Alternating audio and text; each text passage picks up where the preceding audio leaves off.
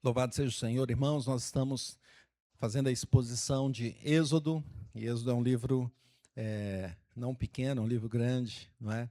E muitas informações e grande bênção que é essa saída do povo de Israel que estava ali no Egito. E nós vamos ler então o texto que nós chegamos agora, Êxodo de número 12, Êxodo do capítulo 12. Abra sua Bíblia, vamos ler a palavra de Deus. E nós vamos ler dos versículos 1 até o versículo 13. Êxodo 12, de 1 a 13. E o título da mensagem é A Preparação para a Saída do Egito. Êxodo 12, de 1 a 13. Eu convido os irmãos a se colocarem em pé mais uma vez para fazermos essa leitura. Eu vou ler o texto sagrado. E os irmãos acompanhem comigo com atenção, buscando entender o que a palavra do Senhor nos diz. Êxodo 12, 1 a 13. Disse o Senhor a Moisés e a Arão na terra do Egito: Este mês vos será o principal dos meses. Será o primeiro mês do ano.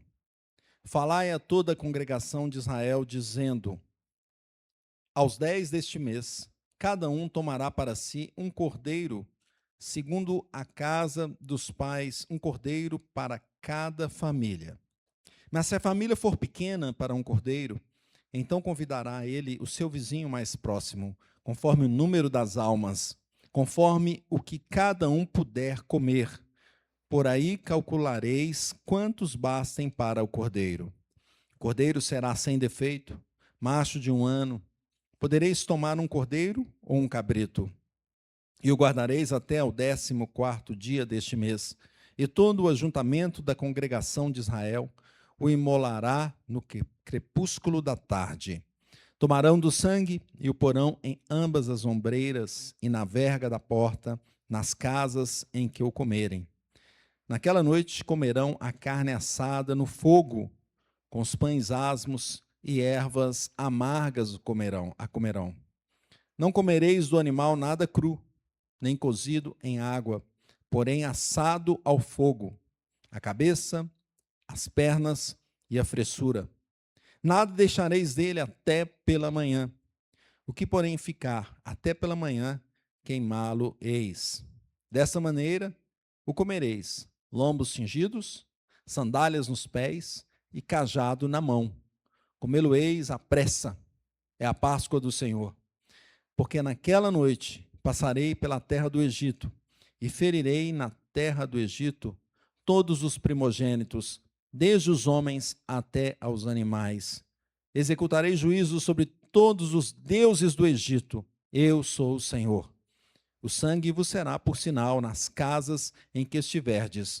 Quando eu vir o sangue, passarei por vós, e não haverá entre vós praga destruidora, quando eu ferir a terra do Egito. Vamos orar? Ó Deus, que texto tão importante para a nossa vida, para a nossa fé. Meu Deus, fala conosco essa noite. Nós chegamos aqui, oramos ao Senhor, louvamos ao Senhor, intercedemos.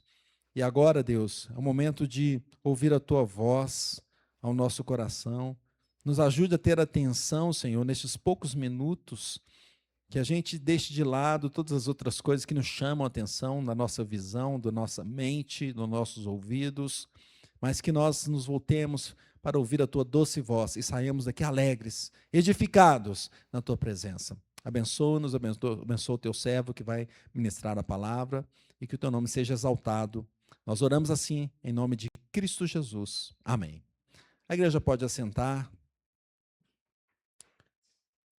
Nós temos aqui um texto importante que está agora acontecendo ali antes da 10ª praga. É uma preparação para a saída do povo do Egito. Muitas coisas a gente precisa preparar para fazer, não é? Quando você vai cozinhar, por exemplo, tem que preparar, comprar os ingredientes, deixá-los separados ali.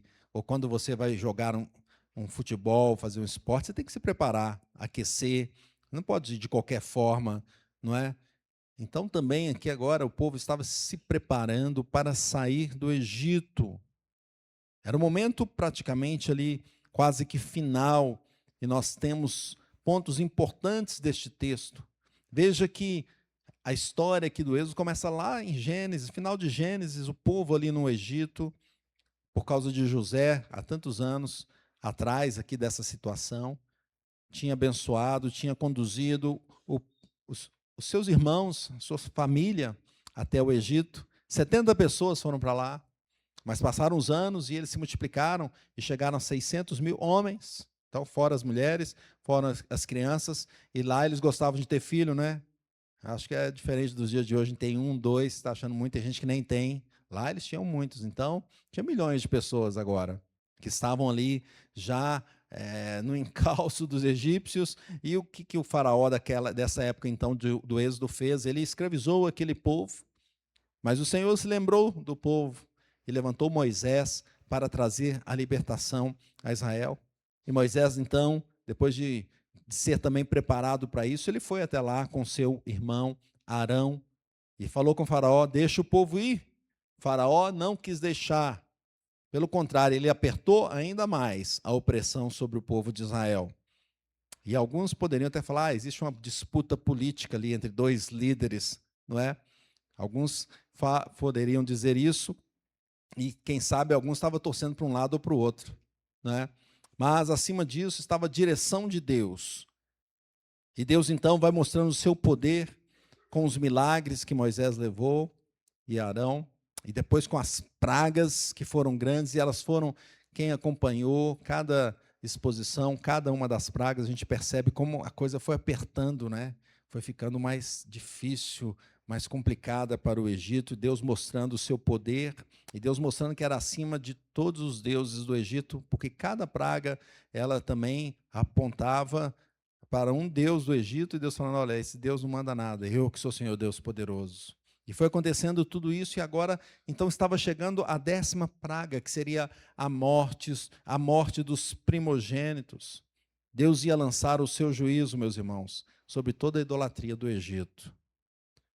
Por outro lado, ele ia também lançar a sua misericórdia, a sua graça para com o povo de Israel. É isso que a gente percebe aqui nesse final, nesse encaminhamento para o final. E aqui nós temos então a preparação para sair. E essa preparação é a famosa Páscoa, a festa da Páscoa do Senhor. E o Senhor até diz: olha, vai ser o primeiro ano esse aí. Pode começar a contar de novo. Né? Eles tinham lá uma contagem, mas que ia deixar de lado, ia começar. Esse vai ser o primeiro ano do povo. Então o Senhor disse a Moisés e a Arão isso: de agora em diante, este mês será o vosso primeiro mês. Anunciem a toda a comunidade de Israel que nesse dia, então, cada família vai escolher um cordeiro, um cabrito, para fazer um sacrifício para a sua casa.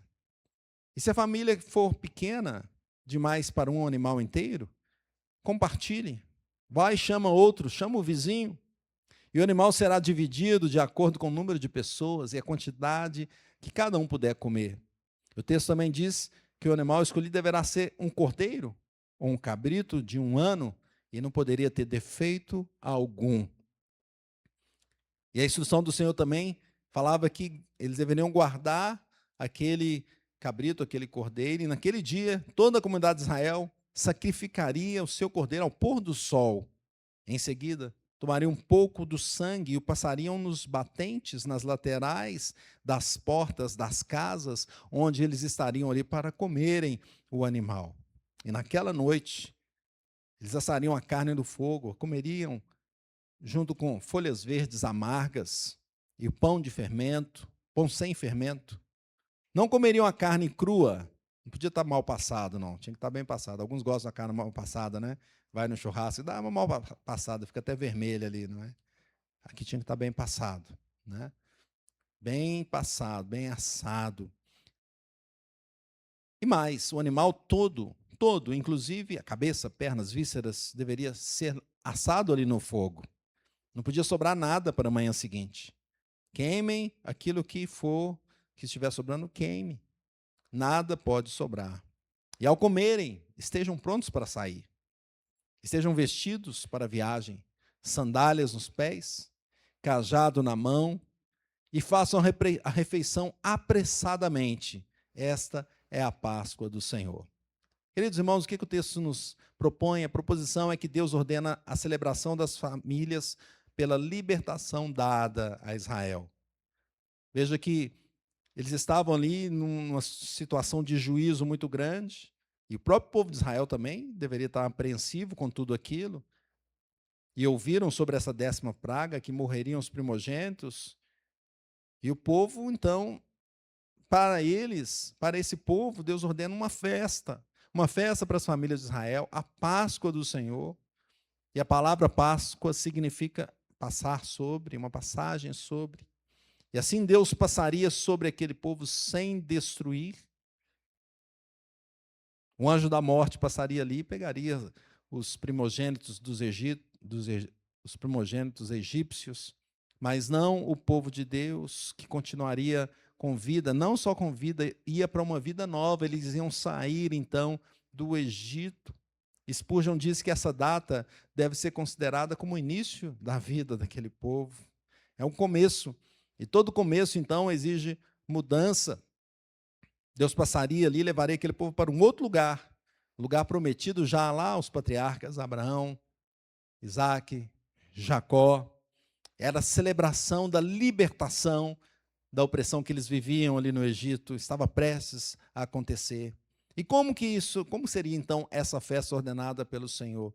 Em primeiro lugar, queridos irmãos, essa festa da libertação tem um alimento suficiente para todos. Leia comigo os versículos 3 e versículos 3 e 4.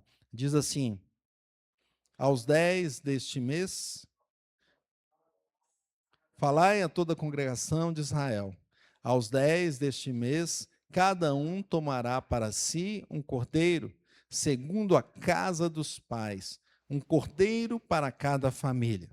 Mas se a família for pequena para um cordeiro, então convidará ele o seu vizinho mais próximo, conforme o número das almas, conforme cada um puder comer. Por aí calculareis quantos bastem para o cordeiro. O Senhor instrui então as famílias para prepararem um cordeiro para todos. O cordeiro era um alimento ali muito comum para aquele povo. O povo de Israel criava rebanhos. Veja que quando eles foram lá para o Egito, José os colocou numa terra própria para isso, a terra de Gósen. Jacó, quando deixou Labão com a bênção de Deus, levou muitos rebanhos. Deus preservou Jacó, depois José no Egito, e salvou aquele povo todo da fome. Então eles tinham ali o alimento que era dado pelo Senhor. Havia alimento suficiente para todo o povo. Todos deveriam participar daquele alimento. E eles celebravam, então, essa libertação dada pelo Senhor. Já no Egito, eles ainda estavam no Egito, mas já estavam celebrando. Como Paulo, que estava na prisão lá, mas já estava cantando, louvando a Deus. O povo, então, já começava a celebrar, a comemorar a libertação do Egito. E esse alimento, queridos irmãos, o texto diz, tinha que ser perfeito, não é? De primeira qualidade. Não podia ter nenhum defeito. Eles tinham que olhar o cordeiro e não poderia ter nenhum defeito. Leia comigo o versículo de número 5. Diz assim: o cordeiro será sem defeito, macho de 1 ano. Podereis tomar um cordeiro ou um cabrito. Então, o cordeiro deveria estar ali perfeito e deveria ser colocado assado na brasa. E o sangue do cordeiro, daquele cordeiro, seria tirado e protegeria os primogênitos de Israel. O comentarista Warren Wiersbe diz assim: não há dúvida de que Jesus preenchia todos esses requisitos.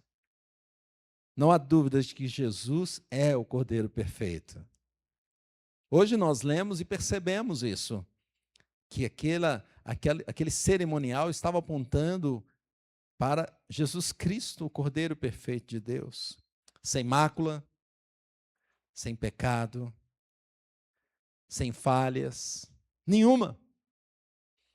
João 1,29 diz assim: No dia seguinte, viu João a Jesus, que vinha para ele e disse: Eis o Cordeiro de Deus que tira o pecado do mundo. Glória a Deus.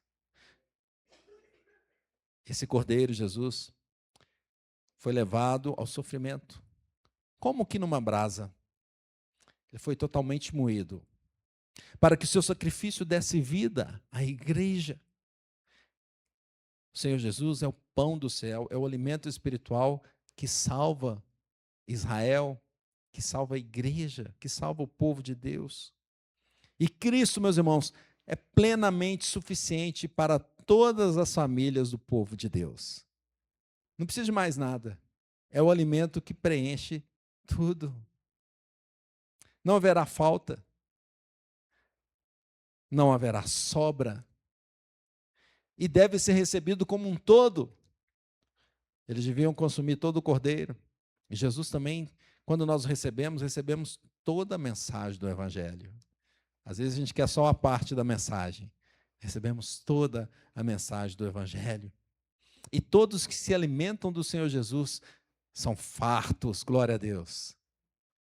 São preenchidos, glória a Deus. Jesus foi sacrificado, então, para dar vida ao seu povo. E veja que tinha as ervas também amargas ali, e elas mostram que o sacrifício tinha um gosto amargo. Tinha essa parte também, era um sacrifício mesmo do Filho de Deus que se colocaria diante daquela cruz, diante de todos, para salvar o seu povo. E quando a gente pensa profundamente nisso, de como somos pecadores e falhos, e pensamos, o Senhor Jesus pagou isso por nós. Um sacrifício terrível. Também ali tinha um pouquinho do homem, do velho homem que deveria ser tirado, o fermento. Pão sem fermento. E quando a igreja, então, olha para Cristo, se regozija, ela tem um misto, não é, de sentimentos, como tivemos hoje na ceia pela manhã. A gente tem uma alegria imensa porque nós somos salvos, meus irmãos. Nós podemos ter a certeza de quando passamos dessa vida para a próxima vida, quando tivermos essa passagem, né, essa Páscoa, essa passagem, como nós recebemos a notícia da nossa irmã, que foi, sabemos que estaremos com o Senhor, meus irmãos. Mas também ficamos constrangidos porque nós sabemos que nós merecemos a morte. Glória seja dada ao Senhor Jesus. Enquanto ele morria por nós naquela cruz, o seu povo estava sendo preservado, estava sendo guardado. O seu povo não só de Israel, mas a igreja do Senhor de todos os tempos. Louvado seja Deus. Segundo lugar, como que era essa festa então? Segundo lugar, meus irmãos, a festa da libertação, ela é exclusiva da família da fé. Leia comigo o versículo 7. Diz assim: tomarão do sangue e o porão em ambas as ombreiras e na verga da porta, nas casas em que comerem. Percebe aqui? O que eles iam fazer com o sangue, então? Colocariam-lhe nas portas, nos umbrais, nas vergas, dando um sinal, colocando ali um sinal com o sangue do cordeiro. Por quê? O que aconteceria? Leia comigo o versículo 12 e versículo 13. Porque naquela noite passarei pela terra do Egito, e ferirei na terra do Egito todos os primogênitos, desde os homens até os animais. Executarei juízo sobre todos os deuses do Egito. Eu sou o Senhor. O sangue vos será por sinal nas casas em que estiverdes. Quando eu vir o sangue, passarei por vós. E não haverá entre vós praga destruidora, quando eu ferir a terra do Egito. Que situação que estava acontecendo ali? De um lado, festa, de um outro, morte e destruição. Deus passaria com seu juízo e cortaria todos os primogênitos daqueles que não temiam ao Senhor, daqueles que adoravam outros deuses e que não reconheciam o Rei dos Reis, Senhor dos Senhores, como o único Deus. Mas aqueles que reconheciam, aqueles que cumprissem exatamente o que o Senhor estava dizendo, eles teriam então uma salvação. O anjo da morte passaria direto, passaria por aquelas casas e não pegaria ali os seus primogênitos. Mas somente essas casas marcadas pelo sangue, só essas teriam continuidade da festa. As outras não teriam o castigo de Deus, o castigo do anjo da morte. Seriam os mortos os primogênitos, até dos animais. Aconteceria isso até com os animais, mas o povo de Israel tinha proteção divina. O destruidor não entraria naquelas casas marcadas pelo sangue, como ele também não entra na casa do crente. Ele não leva o crente para a morte eterna, porque o crente tem o sangue de Jesus que purifica de todo pecado. Hoje o Senhor então convida a igreja a celebrar dessa forma, entendendo que o sangue de Jesus é que nos purifica, é que nos protege. Nós temos que fazer o quê? Correr, então, receber Jesus. João 1,12, mas a todos quantos o receberam, deu-lhes o poder de serem feitos filhos de Deus, a saber, aos que creem no seu nome, no nome de Jesus. Louvado seja Deus. Você crê no nome do Senhor Jesus? Glória a Deus. E mais à frente em Atos 16, 31, perguntaram, como eu faço para ter a vida eterna? E o que Paulo, o apóstolo Paulo, responde? Crê no Senhor Jesus e será salvo, tu e a tua casa, irmãos. Aqueles que entendem, então, que o sacrifício de Cristo é suficiente, é poderoso, eles então buscam o Senhor Jesus. Se escondem debaixo dessa proteção do sangue de Jesus e eles fazem parte da família da fé. A família que possui gente de todos os lugares. Não é só mais esse sangue de Abraão. Pois o Senhor falou com Abraão, a sua descendência vai ser bendita. Mas não era só o sangue de Abraão, era o sangue de Jesus. Então nós temos hoje pessoas de todos os lugares, de todos os povos, línguas e nações que se prostram diante do Senhor Jesus e fazem parte do povo de Deus, da família da fé. Glória a Deus por isso. É a família que participa dessa celebração da Páscoa. Hoje de manhã, quando tivemos a ceia do Senhor, a ceia substituiu a Páscoa no Novo Testamento.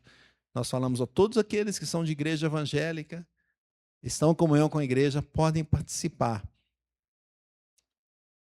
E no final nós teremos uma grande ceia. Eu não sei como é que vai ser, talvez a gente vai ver. Eu já fui no campo de futebol, né, para ver o melhor time de Minas. E e aí te olhava assim, aquele monte de gente gritando, o time, eu falei, gente, que coisa maravilhosa. Mas maravilhosa não aquilo ali, eu fiquei pensando aquilo ali multiplicado por não sei quanto. E gritando o nome de Jesus, glória a Deus. Louvando ao Senhor no último dia. Ele sim é o maior vencedor de todos. Louvado seja Deus. A família então marcada pelo esse sangue, meus irmãos, ela é protegida. Ela é guardada. Veja o que Paulo diz em Romanos 8:1. Agora, pois, já nenhuma condenação há para os que estão em Cristo Jesus. A família da fé não é feita pelo sangue, então, da genealogia, mas pelo sangue de Cristo. E somente os que estão em Cristo é que têm essa proteção. Não há outra forma. Não há outra forma. Em terceiro lugar, meus irmãos, como que é essa festa, então? A festa da libertação. Como eles estavam preparando? Essa festa exige uma preparação constante de seus participantes. Olha o versículo de número 11. Leia comigo.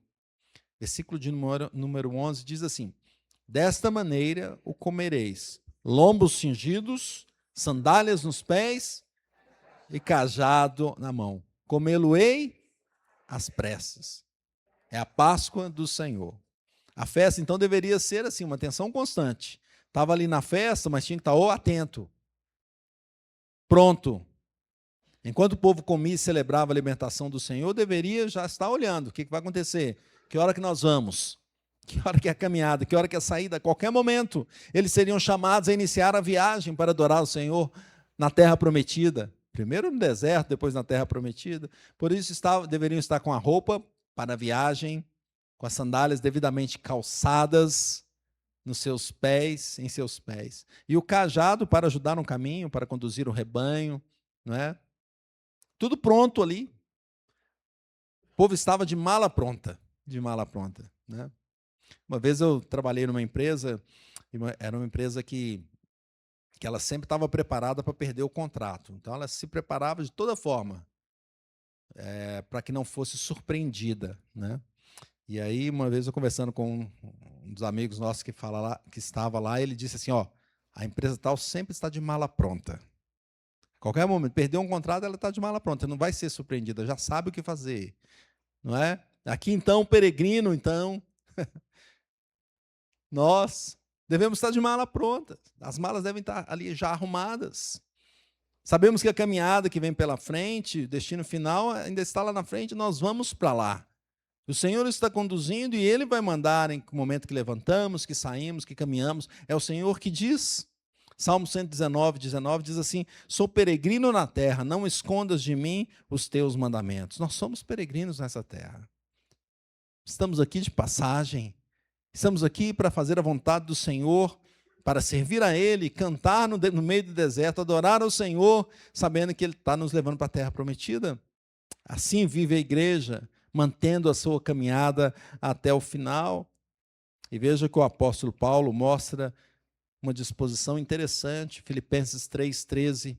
Ele fala assim: irmãos, quanto a mim, não julgo havê-lo alcançado, mas uma coisa faço, esquecendo-me das coisas que para trás ficam e avançando para as que diante de mim estão, prossigo para o alvo, para o prêmio da soberana vocação de Deus em Cristo Jesus. Percebe como Paulo já estava aqui sempre pronto? O que passou, passou, fica para trás. Eu estou pronto para caminhar para o alvo e para fazer o que Deus quer que eu faça. Assim é a vida do crente, vive já com a sua roupa ali de viagem. Eu vou para o Rio daqui a pouco, minha mala já está pronta lá. Não é? Já fez, já está tudo certinho. Falta alguma coisa? Não, né? Tudo certinho. Ainda bem. A escova de dente, ó, falou. Pior que faltou isso mesmo, mas eu estou lembrando aqui. Acertou, irmão. Ainda bem que o irmão falou. Vou passar lá e vou pegar. Mala pronta para a caminhada. Preparado para seguir o Senhor Jesus. Se necessário, Ele vai nos levar pelo deserto. Mas Ele está conosco. Nós vamos caminhar com Ele. O certo é que nós vamos deixar o Egito para trás. Nós vamos deixar esse mundo para trás. Vamos nos afastar da escravidão do pecado, da idolatria, da linguagem estranha em nosso meio. Tudo isso vai ficar para trás. Por mais que as coisas do mundo às vezes sejam aparentemente boas, a gente deve julgá-las, porque muitas delas vão deixar para trás.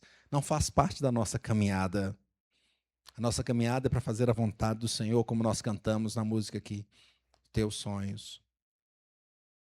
Assim, a igreja caminha, adora o Senhor no meio do deserto e vai adorar até chegar na terra prometida, seguindo o alvo que é Cristo Jesus. Concluindo, queridos, a festa de celebração da libertação para a qual Deus chama tem alimento para todos. Ninguém vai ficar com fome. Ninguém vai ficar para trás. Ninguém do povo de Deus, pois ela é exclusiva para a família da fé, para aqueles que estão em Cristo.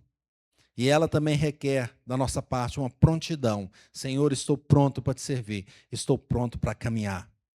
João Calvino diz: não há dúvida de que os israelitas deveriam ter aprendido com esse rito, que foram resgatados da tirania do Egito, nesses termos, a saber que uma salvação muito mais excelente os esperava. A salvação de Cristo Jesus. Não só saindo ali do Egito e indo para Canaã, mas a salvação eterna do Senhor Jesus que vai nos levar para o paraíso. E nós vamos pela fé e pelo poder e a graça do Senhor Jesus. Matthew Henry diz que a fé é o ramo do sopo pelo qual aplicamos essas promessas e os benefícios do sangue de Cristo que foi depositado nelas e que somos salvos por causa disso. Então, como viveremos? Como viveremos diante dessas verdades? bíblicas. Em primeiro lugar, queridos irmãos, nos alimentando de Cristo. Jesus nos disse que ele é o alimento espiritual. João 6,48. Eu sou o pão da vida. Significa que apenas no Senhor podemos saciar a nossa fome. Fome de verdadeira vida. E se buscarmos em outros lugares, nós vamos ficar insatisfeitos. E a gente está cansado de ver isso. Pessoas que supostamente alcançam resultados nas suas vidas, resultado na área financeira, tem poder, tem fama, mas está insatisfeita. Tem tudo, mas não tem nada, porque não tem o Senhor Jesus. Ele é que nos alimenta espiritualmente. Ele que dá sossego para a nossa alma. João 6,53. Em verdade vos digo, se não comerdes a carne do Filho do Homem, e não beberdes o seu sangue, não tendes vida em vós mesmos. Só Ele que traz vida. A vida eterna é só com o Senhor Jesus. Ele que pode saciar as nossas vontades mais profundas. Ele que pode nos completar, queridos irmãos. As outras coisas são fúteis. Não trazem satisfação plena. Você come e daqui a pouco você tem fome de novo. Mas com o Senhor Jesus, Ele vai preencher-nos totalmente, completamente, até o final, até a eternidade. Apenas Cristo é o alimento que sacia. Eu sou o pão vivo que desceu do céu. Se alguém dele comer, viverá eternamente. E o pão que eu darei pela vida do mundo é a minha carne. Busquemos, então, nos encher desse alimento do Senhor Jesus. Em segundo lugar, como viveremos? Nós viveremos convidando os outros membros da família. O texto mostra que, naquela celebração, as famílias pequenas deveriam fazer o quê? Chamar os vizinhos. Chame os seus vizinhos. Meus irmãos, nós devemos compartilhar com os demais sobre o Evangelho, sobre as bodas do Cordeiro. Devemos falar com os nossos vizinhos, com aquele que está próximo de nós, com a nossa família. Devemos cumprir o ide de Jesus, ide por todo mundo e pregar o Evangelho a toda criatura. É isso que devemos fazer. Temos a incumbência de compartilhar essa boa nova da salvação. É interessante quando a gente olha para as notícias desse mundo, das mídias, da TV, a gente vê tanta coisa ruim, tanta notícia ruim, mas e a notícia boa do Evangelho? Essa que nos dá a esperança da glória, ela deve ser compartilhada. Que Deus abençoe o nosso canal, as nossas transmissões, e que esse Evangelho alcance tantas pessoas para que elas sejam abençoadas, saciadas e transformadas, para que elas sejam libertas deste mundo e busquem o Senhor Jesus. Todos os vizinhos da sua casa, do seu trabalho, da sua escola, fale para eles. Aqueles que receberem essa convocação do Senhor vão participar da salvação. Porém, os que rejeitarem terão juízo e morte eterna. Terceiro lugar, como viveremos? Viveremos, queridos, nos preparando para o encontro com Deus. Prontos. O texto mostra que os israelitas, então, estavam ali com as roupas prontas. Não podia estar de qualquer jeito. Eu vou ali pegar alguma coisa. Não, já tem que estar pronto para sair. Devemos ter a consciência que a nossa passagem aqui é rápida. Nós somos peregrinos nessa terra. E a qualquer momento podemos partir. A gente não sabe. Alguém sabe? Não, só o Senhor sabe. Nós devemos estar prontos para encontrarmos com o Senhor. Tem um hino que fala: amanhã pode ser muito tarde. Hoje Cristo te quer libertar. É hoje o dia. É hoje o momento. Quem sabe você está se apegando a algumas coisas desse Egito, deste mundo. Faz o seguinte, deixa isso para trás. Busque o Senhor. Este é o momento. Coloque as sandálias nos seus pés para passar nas pedras, pelos espinhos deste mundo, desse caminho. Coloque a sua roupa, os seus lombos cingidos, toda a roupa de saída. Pega o cajado para ajudar a guiar os outros, as crianças, aconselhando, levando aqueles que você pode levar diante do Senhor. Esteja pronto para encontrar com o Senhor Jesus. Portanto, irmãos, Preparemos-nos para essa jornada que está diante de nós, seguindo Cristo até a terra prometida, a Jerusalém celestial, que nos será dada como herança eterna, onde não haverá mais o pecado e nós viveremos eternamente com o Senhor, gozando das delícias do reino de nosso Deus. Louvado seja o Senhor. Que Deus nos abençoe. Vamos orar? Feche teus olhos.